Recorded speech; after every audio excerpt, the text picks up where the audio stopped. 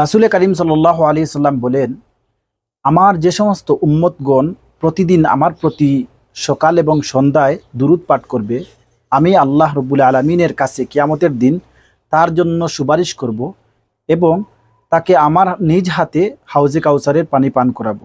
এই জন্য আসুন আমরা সকাল সন্ধ্যা দুরূদ পাঠ করি। আমরা হাঁটার জন্য বাহির হয়েছি, কাজের জন্য বাহির হয়েছি, একটু সময় পাইলে শুধু মুখটা লড়াই, আল্লাহুম্মা সাল্লি আলা মুহাম্মাদি ওয়া আলা আলি মুহাম্মাদ কামা সাল্লাইতা আলা ইব্রাহিম ওয়া আলা আলি ইব্রাহিম ইন্নাকা হামিদুম মাজিদ।